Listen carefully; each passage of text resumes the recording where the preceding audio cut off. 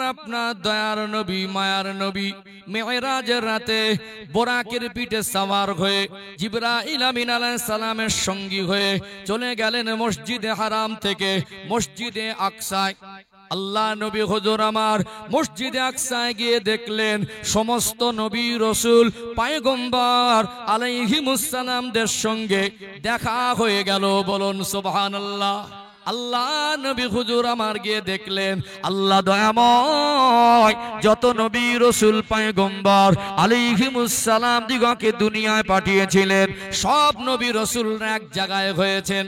সমাজে কিছু অপদার্থ নাদান আছে, এরা বলে দুনিয়াতে নবীদের মাজার শরীফ বলা যাবে না, কবর বলতে হবে। বলছে কি বলছে না? এদের ইমানে ক্যান্সার হয়েছে। আল্লাহ নবীরা যদি কবরে সাধারণ মানুষের মতো মরে থাকতেন, নবী আমার যখন মেরাজের রাতে আল্লাহ নবী যখন মসজিদে আকসায় গেলেন সমস্ত নবীদের নিয়ে নামাজ পড়েছিলেন, এটা কি পৃথিবীর কোনো আলেম অস্বীকার করতে পারবে? নবীরা যদি কবরে মরে সাধারণ মানুষের মতো পচে যেত, তাহলে নবী আমার মেরাজের রাতে মসজিদে আকসায় গিয়ে কাদের সঙ্গে দেখা করলেন? কিতাবের বর্ণনায় লেখা হলো সমস্ত নবী রাসূল পয়গম্বর আলাইহিমুস সালামদের সঙ্গে দেখা হয়ে গেল।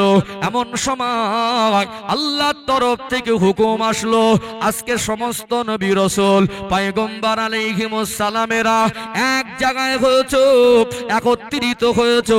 আজকে শুকরিয়া আদায়ের জন্য 2 রাকাত শুকরিয়ার নামাজ পড়ো।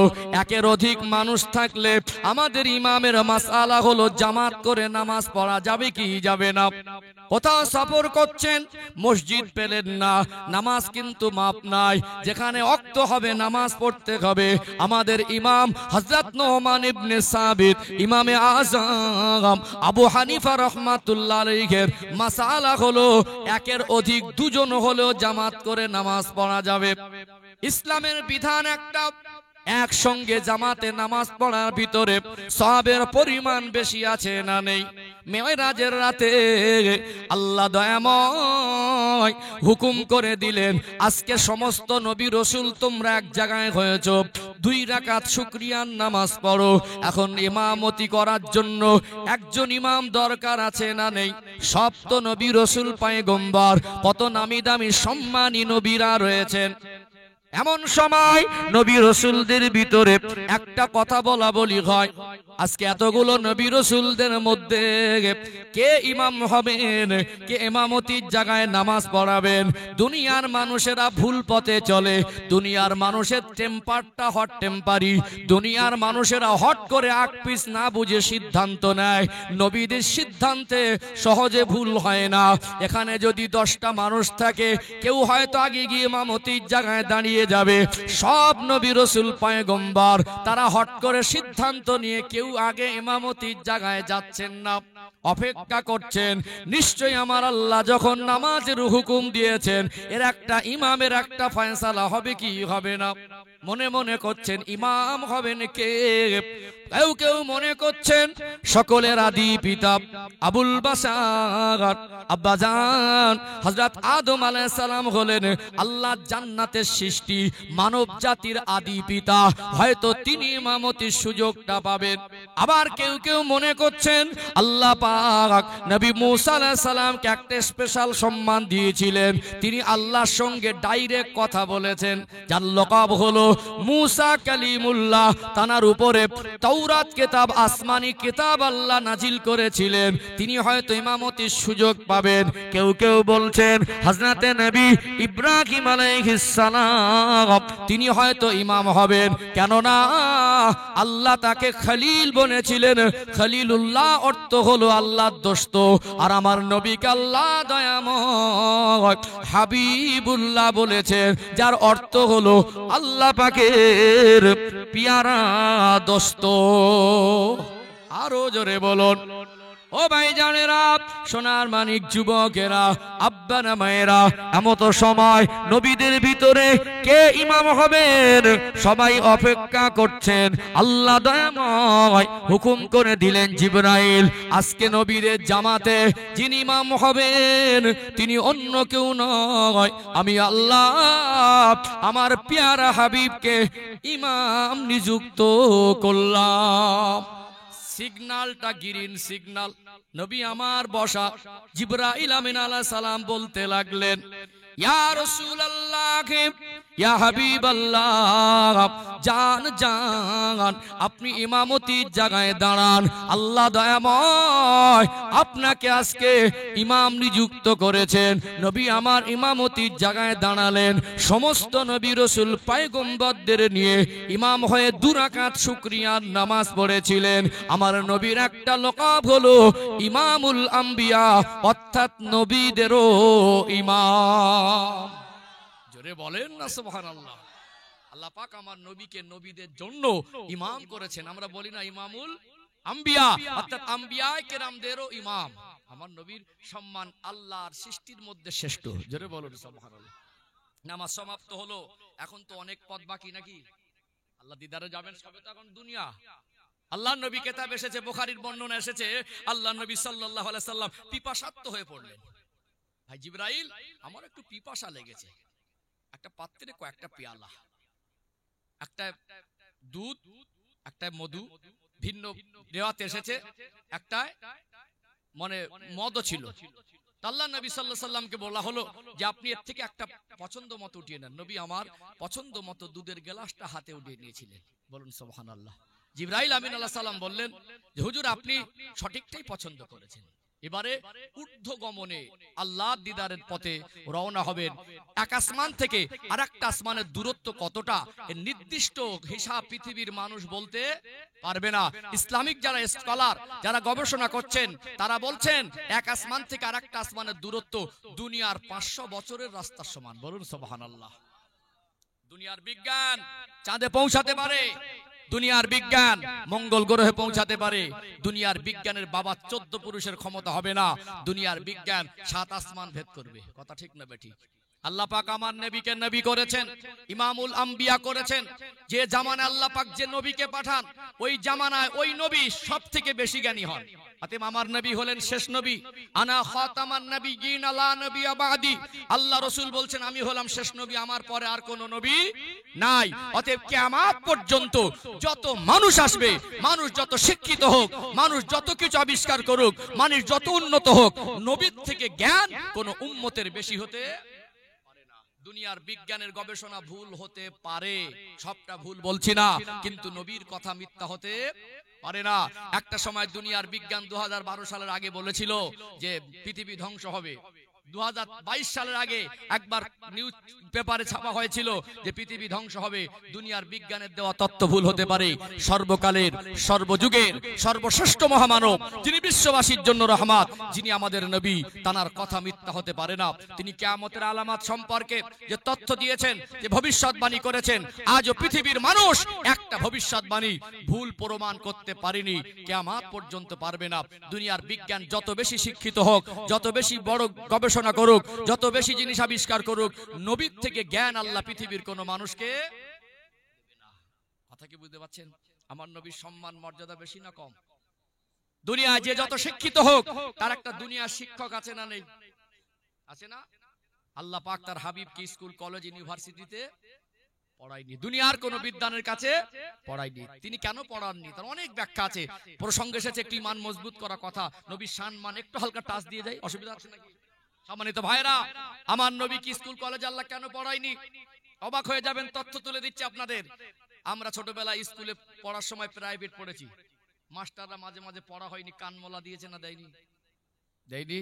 পড়া হয়নি, একটাকে বলেছে এই ওর কানটা ধরে মূল দিত, পাশ থেকে একজনকে বলেছে ওর কান ধরে উঠবুস করতে বল।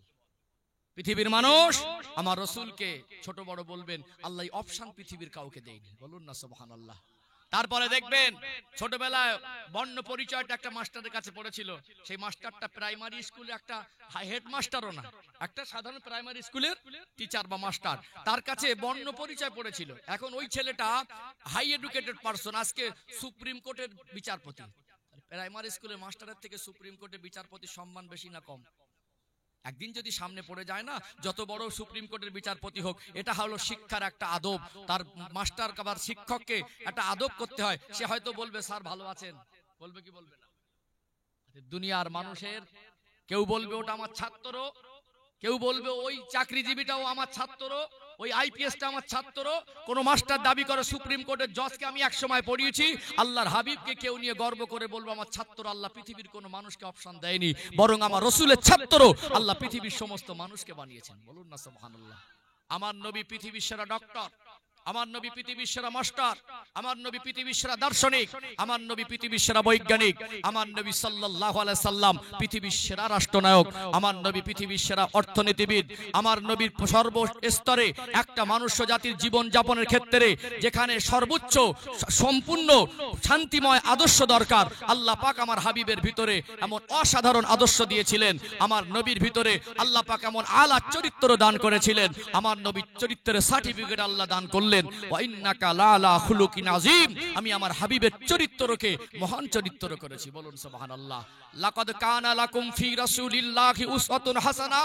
আল্লাহ বলছেন আমার হাবিবের চরিত্রকে আমি আল্লাহ এমন মহান বানিয়েছি, এবং পরের আয়াতে আল্লাহ বলছেন আমার হাবিবের আদর্শের মধ্যে রয়েছে তোমাদের জন্য উত্তম আদর্শ। জোরে বলুন সুবহানাল্লাহ। সম্মানিত ভাইরা, আমার নবীর পৃথিবীর সর্বস্তরের মানুষ অনুসরণ করবে, তাদের অসুবিধা হবে না। সেই রকম কোয়ালিটি, সেই রকম জ্ঞান, সেই রকম মান, সেই রকম মর্যাদা সম্পূর্ণ আল্লাহ পাক আমার হাবিবকে করেছেন।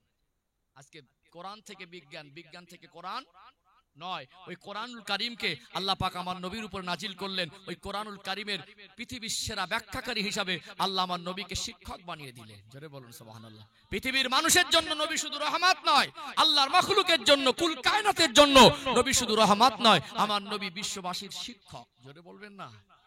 কথা ঠিক না বেঠিক? সম্মানিত ভাইরা, আমরা সেই নবীর উম্মত। আফসোস আমরা সেই নবীর আদর্শে আদর্শিত হতে পারিনি। আমাদের ভালো চিন্তা মাথায় নেই, এখন খারাপ চিন্তা নিয়ে ঘুরি। ভালো মন মানসিকতা নেই, আমরা নোংরা জীবনে পড়ে আছি। আমার যুবক কিছু ভাই আছে, গালাগালি দেবো একবার পারদর্শী, হিরো, মারাত্মক গালাগালি দেয়। আল্লাহর নবী জীবনে গালাগালি দিয়েছিলেন? তানার জবানের কথার দ্বারা কোনোদিন কাউকে কষ্ট দিয়েছিলেন? আমাদের আচরণটা রাপ। কিছু কিছু যুবকের ছেলের কথাবার্তারা অভদ্রতা মারাত্মক। শয়তানও লজ্জা পাবে, গালাগালি দিয়েছে মনে হবে পিএইচডি করেছে। মা তুলে, বাপ তুলে, গোষ্ঠী তুলে, কত নোংরা নোংরা অশ্লীল ভাষা গালাগালি দেয়। ছেলেটা ভালো প্যান্ট শার্ট জামা পরে খুব ভদ্র হয়ে দাঁড়িয়েছিল, হঠাৎ রেগে গেল, তার গালাগালির চোটে মনে হবে শয়তানও পালাচ্ছে। কি গো, কিছু কিছু মুরব্বী বাবাজি মসজিদে যাওয়ার কথা বলে তখন কত রকম চিন্তা ভাবনা, তখন কি বোঝা।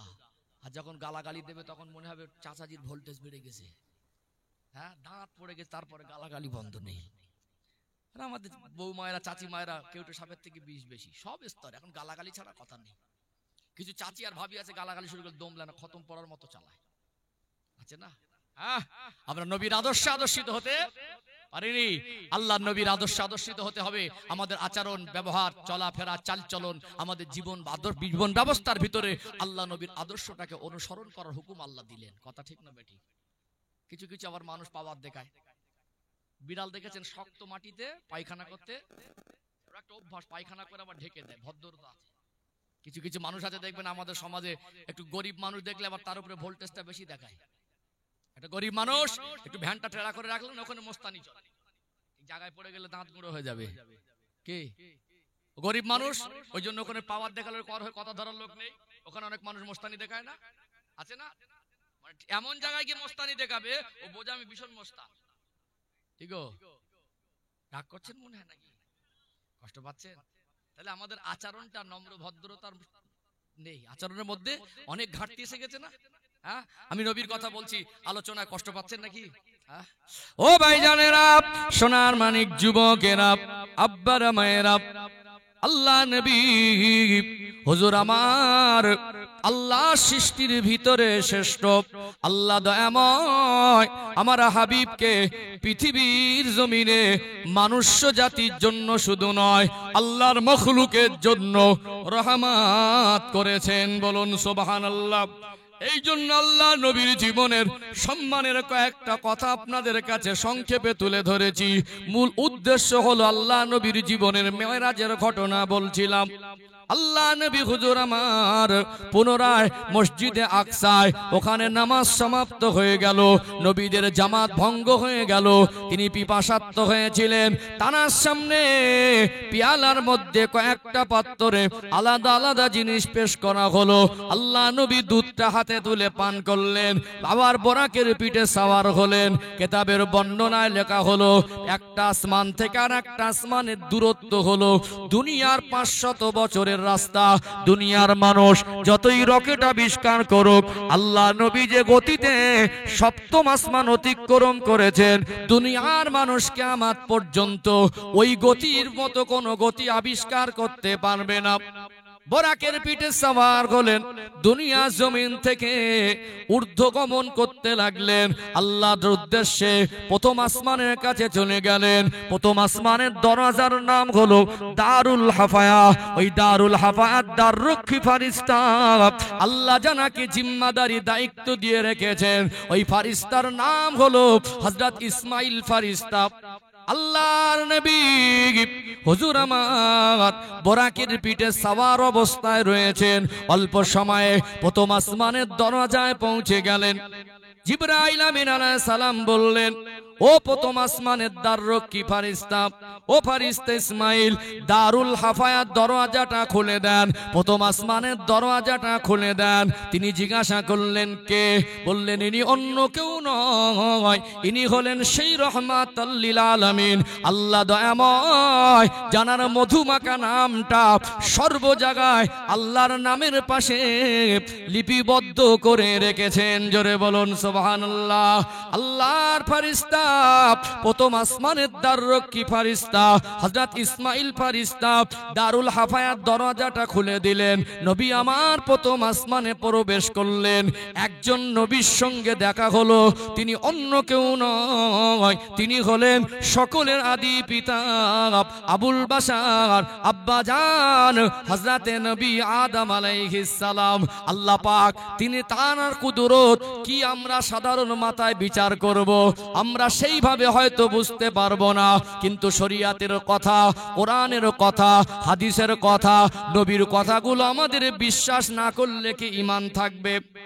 যারা বলছেন নবীদের কবর বলতে হবে, মাজার শরীফ বলা যাবে না, যারা নবীদের মরে গেছে বলছেন, আমরা আহলে সুন্নাতুল জামাতের আকীদার মানুষ।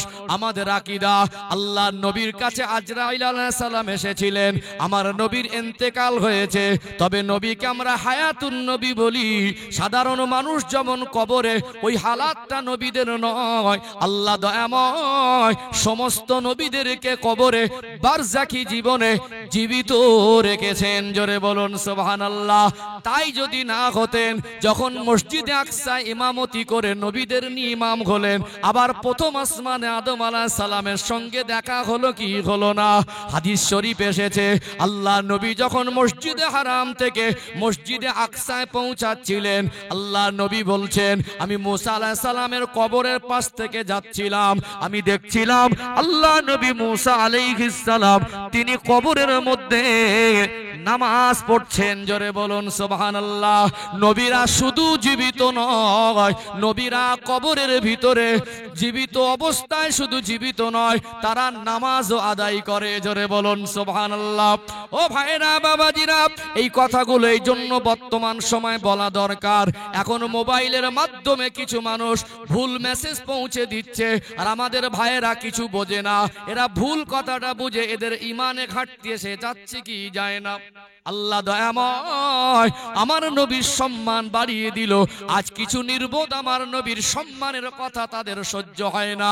নবীর সম্মান মাকামের কথা বললে ওদের গা জ্বালা করে কি করে না? আমরা অতটুকুই বলি, আল্লাহ আমার নবীকে যতটা বাড়িয়েছেন আমরা তার বেশি বলার ক্ষমতা নেই, বরং আল্লাহ এতটা বাড়িয়েছেন আমরা বলে শেষ করতে পারবো না।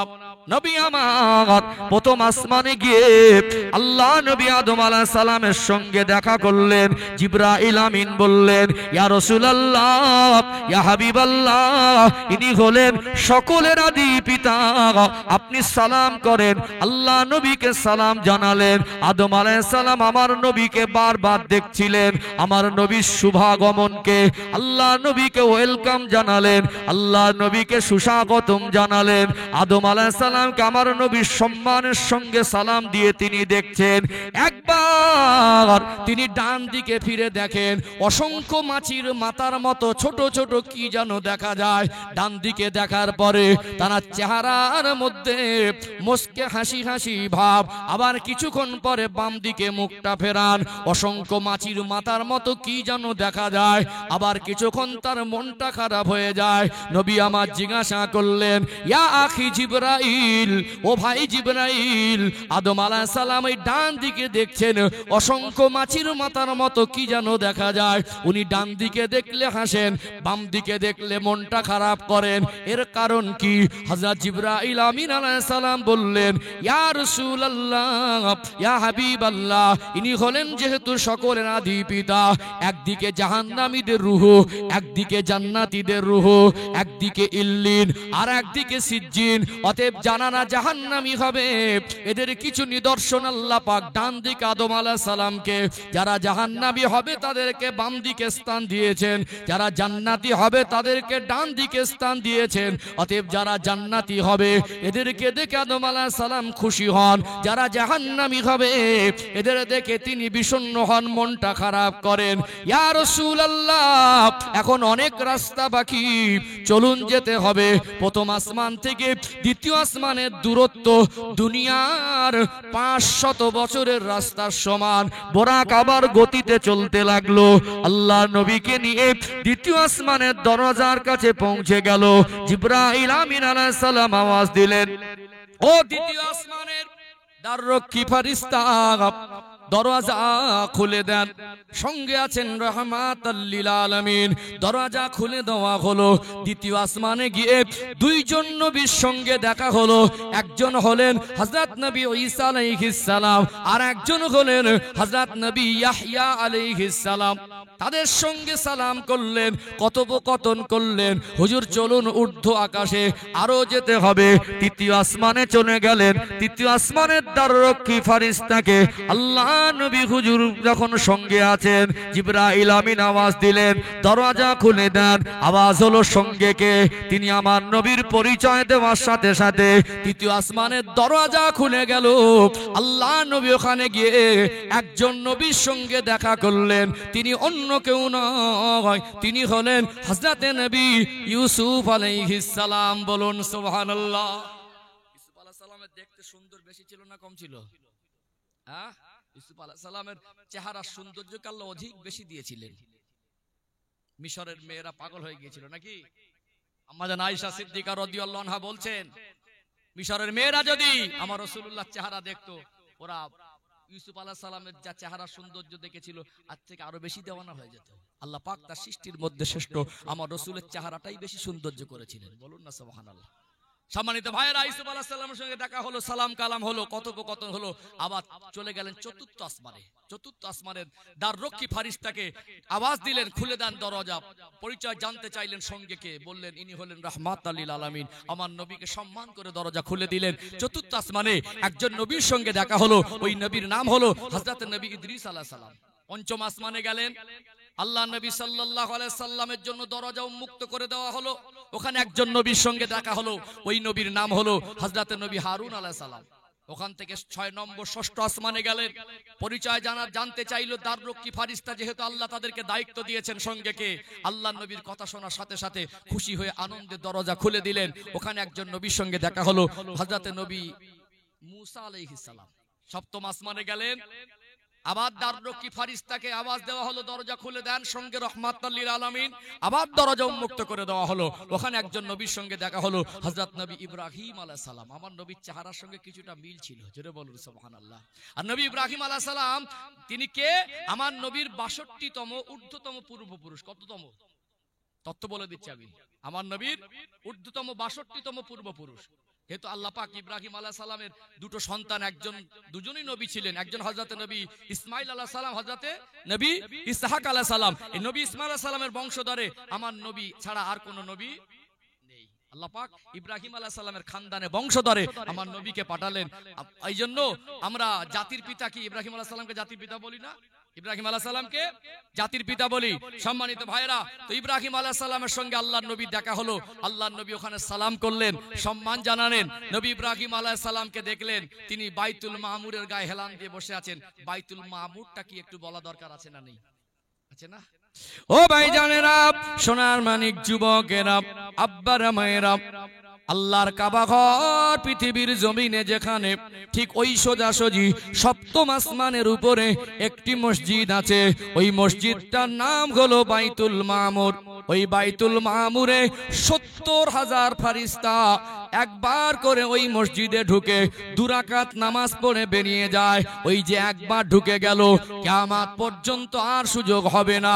পৃথিবীতে আমরা সামান্য মানুষ, আমরা অনেক কিছু মনে করি। আমার আল্লাহ কোটি কোটি ফারিস্তাকে সৃষ্টি করেছেন।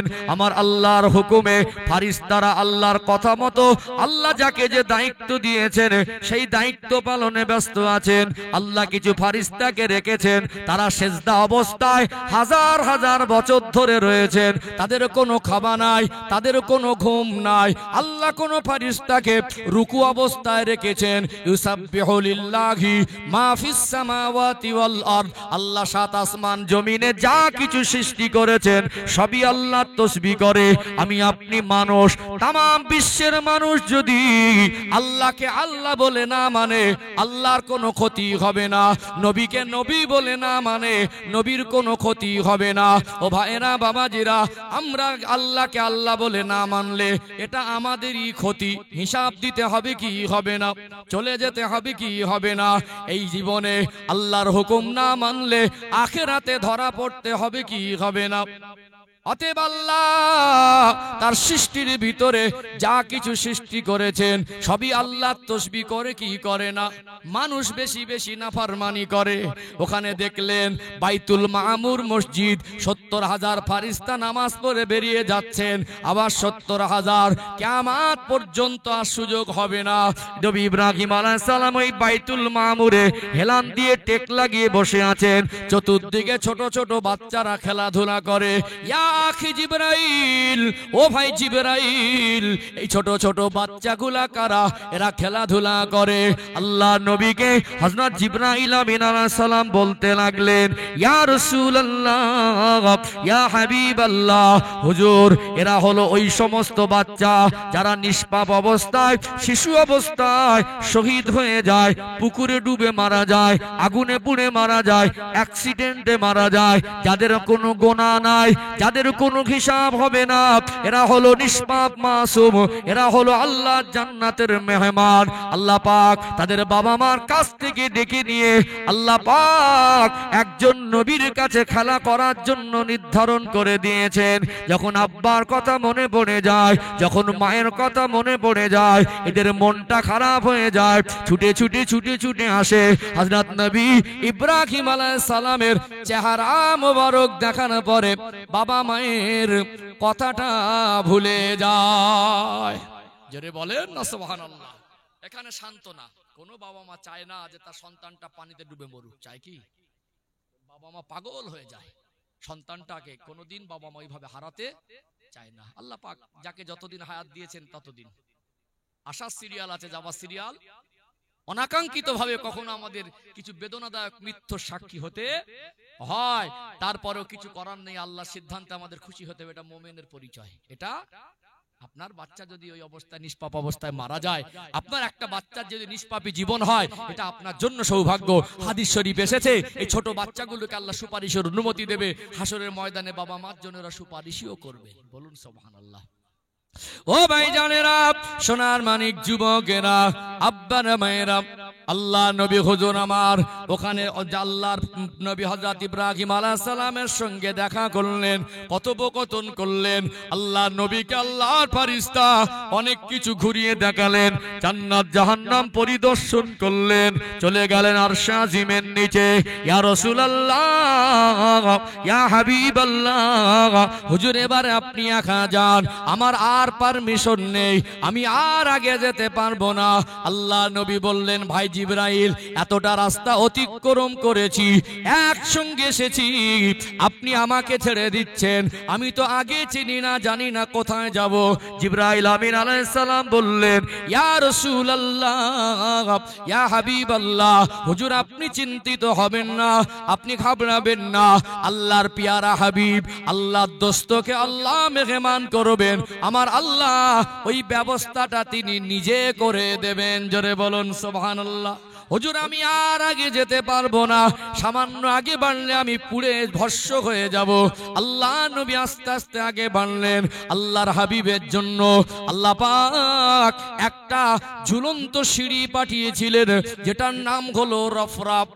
আল্লাহ নবী ওতে আরোহণ করে আল্লাহ পাকের আরশ আজিম লা মাকান, আল্লাহ পাকের থাকার নির্দিষ্ট জায়গা, ৭০,০০০ নূরের পর্দাকে আল্লাহ উঠিয়ে দিয়ে আমার হাবিবুল্লাহকে, আমার আপনার নবীকে আমার আল্লাহ দয়াময় সরাসরি স্বয়ং দিদার দিয়েছিলেন। আরো জোরে বলুন, আরো জোরে বলুন সুবহানাল্লাহ। আল্লাহ নবীর দুঃখ ভরা মন, তায়েফের জমিনের রক্তাক্ত চিত্র, আম্মাজান খাদিজাকে হারানোর ব্যথা, চাচা জানকে হারানোর শোক, সবকিছু মুছে দেওয়ার জন্য আমার নবীর জীবনের সবথেকে বড় সান্ত্বনা এটা আল্লাহ পাকের দিদার। আমার হাবিব যেহেতু দুঃখ ভরা মন নিয়ে থাকতেন, চতুর্দিকে দুশমনে ভরা ছিল, তায়েফের জমিনে রক্তাক্ত হয়েছিলেন, আল্লাহ নবীর পাশ থেকে মা খাদিজা চলে যাওয়ার পরে নবী একা একা মনে করছিলেন, আমার আল্লাহ আমার হাবিবের কষ্ট তিনি কখনোই সহ্য করেন না।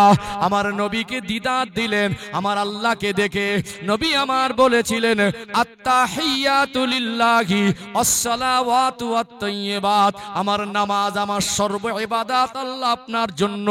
আমার আল্লাহ আমার হাবিবকে সালাম দিয়ে বললেন, আসসালামু আলাইকা আইয়ুহান নবিয়্যু ওয়া রাহমাতুল্লাহি ওয়া বারাকাতুহু। আমার নবী ওই আল্লাহ দিদারের মুহূর্তে নবী আমার তার দিনদার পরেজগার আশিক উম্মতের কথা বলেন নাই, আসসালামু আলাইনা ওয়া আলা ইবাদিল্লাহিস সালিহিন, আমাদের এবং যারা সালেহ, যারা আল্লাহর ইবাদতকারী আশিক, আল্লাহ পাক তাদের উপরে রহমত বর্ষণ করেন, আল্লাহর রহমত তাদের উপরে বর্ষণ হোক। আমার আল্লাহর আর আমার রাসূলের কথা হয়, এই কথোপকথন শুনে আল্লাহর ফেরেশতারা বলে উঠলেন, আশহাদু আল্লা ইলাহা ইল্লাল্লাহু ওয়া আশহাদু আন্না মুহাম্মাদান আবদুহু ওয়া রাসূলুহু। আমরা নামাজে যে তাশাহুদ পড়ি, এটা আমার আল্লাহর সঙ্গে আমার রাসূলুল্লাহ দিদারের কথোপকথন, আর আল্লাহর ফেরেশতাদের সাক্ষীটা মিলিয়ে এটা হলো তাশাহুদ। ও ভাইয়েরা, বাবাজিরা, আমার আল্লাহ আমার রাসূলকে যে সান্ত্বনা দিলেন, আমার নবীকে যে দিদার দিয়ে মর্যাদা দিলেন, আল্লাহ সৃষ্টির ভিতরে আমার নবীকে শ্রেষ্ঠত্বের একটা বৈশিষ্ট্য দিয়েছিলেন। আল্লাহ তার হাবিবকে, দয়ার নবীকে তিনি কতক্ষণ তার কাছে রেখেছিলেন, কথোপকথন করেছেন, কত কথা বলেছেন, আল্লাহ তার প্রিয় হাবিব ছাড়া কেউ জানেন না। তিনি যখন চলে আসবেন আল্লাহর সঙ্গে কথোপকথন হয়, আমার হাবিব বন্ধুর বাড়ি বন্ধু যায়, কত মিষ্টি মিঠাই নিয়ে আসে, আপনি আমার কাছে এসেছেন, আমার কাছে এসেছেন, আমি আপনাকে দাওয়াত করেছি, আপনি কি নিয়ে এসেছেন? আল্লাহকে বলেছিলেন, ও দয়াময় আল্লাহ, এমন একটা জিনিস নিয়ে আমি আপনার কাছে হাজিরা দিয়েছি, ওই জিনিসটা আপনার কাছে নাই। আল্লাহ বলে, হাবিব আমি আসমান জমিনের মালিক, আমি জামান মাকানের মালিক, জান্নাত জাহান্নামের মালিক, আমি কুল কায়নাতের মালিক, আমার কাছে যেটা নেই আপনার কাছে কি আছে আপনি ওটা নিয়েছেন, আমায় শোনান। আমার আল্লাহকে বললেন, ও দয়াময় আল্লাহ, আপনার কাছে কি কান্নার চোখের পানি আছে? আমি হাবিবের কাছে আমার উম্মাত উম্মাতীদের জন্য আমার কান্নার চোখের পানি আছে। আল্লাহ আপনি আমায় হাবিব করেছেন, আল্লাহ আপনি আমায় নবী করেছেন, আমার উম্মাত উম্মাতীদের আবদার আর চোখের পানি ভরা আমি আমার উম্মাতের আবদারটুকু আপনার কাছে হাজির করেছি। আমার আল্লাহ বলেছিলেন, হাবিব যারা আপনাকে মেনে নেবে, যারা আপনার অনুসারী হয়ে যাবে, আমি আল্লাহ আমি তাদের হয়ে যাব। আরো জোরে বলুন। আল্লাহ নবী ঘুমাচ্ছেন, তামাম পৃথিবীর সিস্টেমটা চলছেন। আল্লাহ পাক যখন তার হাবিবকে দাওয়াত করে নিয়ে গেলেন, বলুন তো দেখি আমার নবীকে দুনিয়ায় প্রেরণ দরকার আছে না নেই? আছে না নেই? আল্লাহ নবীকে আল্লাহ পাক পাঠাবেন। নবী গিয়ে যখন তার উম্মাতের কাছে বলবেন, আল্লাহর কাছে গিয়েছিলাম, আল্লাহর সঙ্গে দেখা করেছি, আল্লাহর সঙ্গে কথা বলেছি, তখন আমার নবীর উম্মাতরা বলবে, আপনি আল্লাহর দরবার থেকে কি এনেছেন? বাবা যখন আজমি শরীফে যায়, বাবা যখন থলে নিয়ে বাজার করতে যায়, ফুরফুরা শরীফে যায়, কোথাও বেড়াতে যায়, উমরা হাজার ফরজ হজে গেলেও অন্তত শ্রেষ্ঠ পানি আবে জমজমের পানি আর আমার নবীর পছন্দের খাবার খেজুরটুকু নিয়ে আসে কি আসে না? ছোট ছোট বাচ্চাগুলা আব্বা বাজার থেকে আসলে ব্যাগটাকে টেনে একটু দেখে ওর মধ্যে খাবার জাতীয় কিছু আছে কিনা। অতএব আমার নবী আল্লাহর দরবার থেকে আসবেন, তিনি কি নিয়ে আসবেন? আল্লাহ বললেন, হাবিব আমি আপনাকে খালি হাতে পাঠাবো না, আমি আপনাকে খালি হাতে ফেরত দেব না। আপনার জন্য আমি আল্লাহ আপনার সান্ত্বনা হিসাবে দিদার দিয়েছি, যেটা পৃথিবীর জমিনে কারোর জন্য দিই নাই। মুসা আলাইহিস সালাম আমার কাছে বলেছিল, আল্লাহ আমি আপনাকে দেখব। আল্লাহ পাক বলেছিলেন, লান তারানি ইয়া মুসা, আপনি কখনো আমায় দেখতে পাবেন না। আমি আপনাকে দিদার দিয়েছি আর আপনার উম্মাতের জন্য আমি আল্লাহ 50 ওয়াক্তের নামাজটাকে আমি আল্লাহ ফরজ করে দিয়েছি। যদি বলেন না সুবহানাল্লাহ। 50 ওয়াক্ত নিয়ে নবী খুশি হয়ে আসছিলেন। উপহার ছোট হওয়ার থেকে বড় হওয়াটাই ভালো। কি আমার আল্লাহর দয়ার ভান্ডার অত ছোট নয় যে আল্লাহ পাক ছোট উপহার দেবেন। ছোট উপহার বড় উপহারের মধ্যে পার্থক্য আছে না নেই?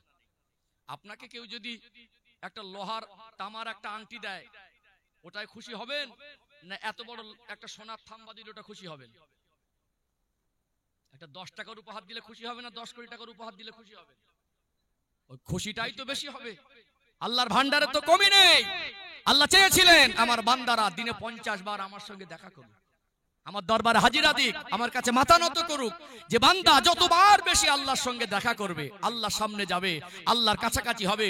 রুকু আর সাজদার মাধ্যমে বান্দার আল্লাহ এত কাছাকাছি হয়, অন্য কোন আমলে বান্দার আল্লাহ এত কাছাকাছি পৃথিবীর কোন মানুষ যদি সৃষ্টি যদি স্রষ্টার কাছাকাছি বেশি বেশি থাকে, তার পৃথিবীর আর কোন অভাব অনটন দুঃখ কষ্ট থাকতে আমরা নির্বোধ। আল্লাহর সঙ্গে সম্পর্কের ঘাটতি হয়ে গেছে, এটা আমাদের ইমানি কমজোরি, এটা আমাদের ইমানি কমজোরি। আল্লাহর সঙ্গে বান্দার সম্পর্ক, এর থেকে শ্রেষ্ঠ নিয়ামত আর কিছু হতে। আল্লাহ ওয়ালাদের কার সঙ্গে সম্পর্ক? ওয়ালা তাহিনু ওয়ালা তাহজানু ওয়া আনতুমুল আলাউনা ইন কুনতুম মুমিনিন। বান্দা বান্দি মুমিন হয়ে যাবে, আমি আল্লাহ ওয়াদা দিলাম দুনিয়ার কোন শক্তি তোমাদেরকে অপমান আর ক্ষতি করতে পারবে না। তো আল্লাহর হতে গেলে আল্লাহর সঙ্গে সম্পর্ক দরকার আছে না? আছে না? আল্লাহ বলে চেয়েছিলেন আমার হাবিবের উম্মাতের সঙ্গে আমার সম্পর্কের গভীরতা যেন বেশি হয়, সম্পর্কটা যেন ঘন ঘন হয়। তারা 50 বার আমি আল্লাহর কাছে হাজিরা দেবে, আমি আল্লাহর দরবারে মাথা নত করবে, আমি আল্লাহর কাছে ঝুঁকে রুকু করবে, আমি আল্লাহর প্রশংসা করবে।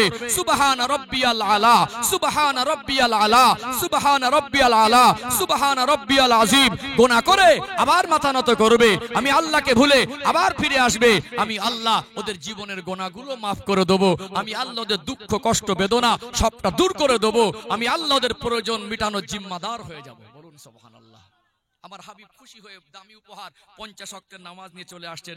মুসা আলাইহিস সালামের সঙ্গে দেখা। মুসা আলাইহিস সালাম বারবার দেখছিলেন আমি আল্লাহকে দেখতে চেয়েছিলাম, আল্লাহ আমাকে বলেছিলেন কখনো দেখতে পাবেন না। আর আল্লাহ তার প্রিয় হাবিবকে তিনি দাওয়াত করে আল্লাহ দিদার দিয়েছেন, নিশ্চয়ই তিনি খালি হাতে যান না। জিজ্ঞাসা করলেন, রাহমাতাল লিল আলামিন আখেরি জামানার নবী আল্লাহ দিদারে গিয়েছিলেন, আপনি একটু দাঁড়ান, আমি তো আল্লাহকে দেখতে পাইনি, আপনি আপনার চোখ দিয়ে আল্লাহ দেখেছেন, আমি আপনার আল্লাহ দেখা চোখটাকে একটু দেখে তৃপ্তি অনুভব করি।